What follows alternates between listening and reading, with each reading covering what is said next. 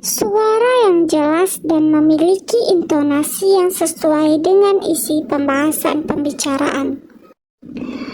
Buku bicara itu ada seninya par 4. Ucapan yang menidurkan.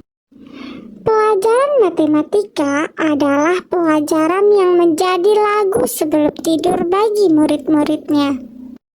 Pelajaran yang menantang dengan sedikit interaksi dengan guru dan suara guru yang datar memperkuat aura istilah lagu tidur untuk pelajaran ini. Begitupun dengan presentasi, ada beberapa orang yang ketika presentasi malah memberikan rasa kantuk kepada audiensnya. Oleh sebab itu, terdapat 3 tips dalam mengajar atau presentasi. Yang pertama, suara yang jelas dan memiliki intonasi yang sesuai dengan isi pembahasan pembicaraan. Misalnya, ketika ada suatu kalimat yang harus bersemangat, maka Anda menggunakan suara yang lantang. Dan kemudian ketika ada sebuah kalimat yang menyedihkan, Anda pun merubah intonasi suara Anda menjadi menyedihkan. Yang kedua, menjaga kesehatan tenggorokan. Terlalu banyak berbicara dapat membuat pita suara Anda terganggu. Ketika pita suara Anda terganggu, suara Anda akan cenderung menjadi serak dan terputus-putus. Sehingga intonasi dan penyampaian Anda akan terganggu kepada audiens Anda. Yang ketiga, dengarkan dengan seksama keadaan pendengar Anda, baik itu murid, baik itu audiens Anda. Ketika Anda mendengar audiens Anda akan mengetahui keadaan mereka, sehingga akan lebih mudah bagi Anda untuk menyeimbangkan penyampaian Anda dengan kondisi para audiens Anda. Ucapan khusus yang memiliki arti yang penting. Sebuah ucapan bisa memikat hati lawan bicara Anda, terlebih antara perempuan dengan laki-laki dan laki-laki dengan perempuan. Untuk wanita, ada beberapa indikator yang dapat kamu perhatikan jika kamu ingin dekat dengan seorang laki-laki. Yang pertama, kamu harus menggunakan kata yang lembut. Yang kedua, gunakanlah akhiran yang dipanjangkan, seperti terima kasih berubah menjadi terima kasih. Yang ketiga, cobalah untuk sedikit menyalahi tata bahasa. Misalnya, kata bosan kamu ucapkan dengan kata bocan. Dan yang keempat, cobalah untuk mengulang kata seperti bayi yang sedang merengek. Dan yang terakhir, cobalah menggunakan seruan-seruan yang lucu seperti ih.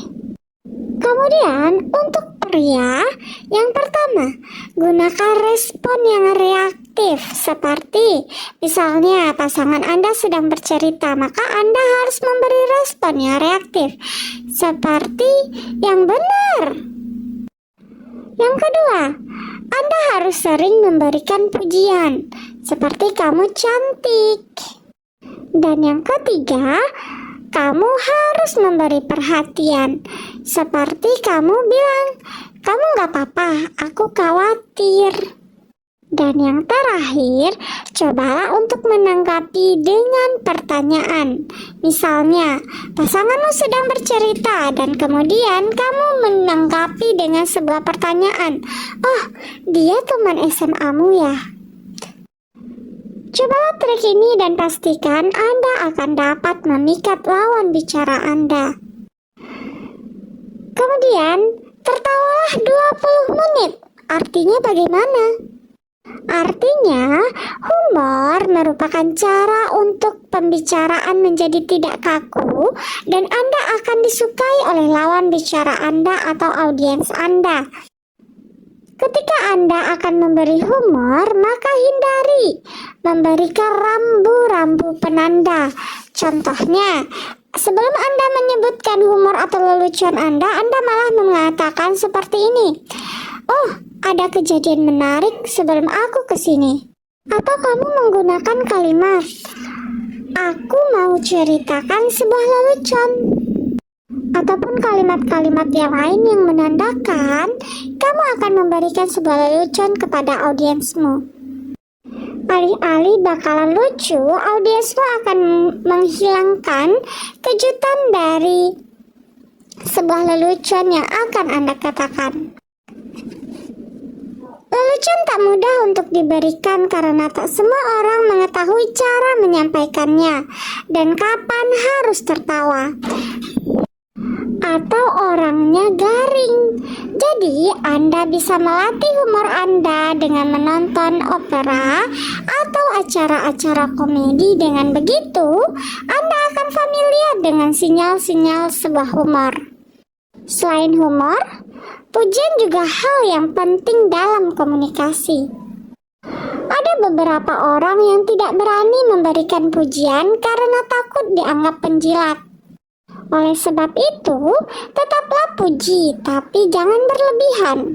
Ada juga orang yang memberikan pujiannya terlihat hambar, seperti seolah-olah mereka memuji hanya karena formalitas saja.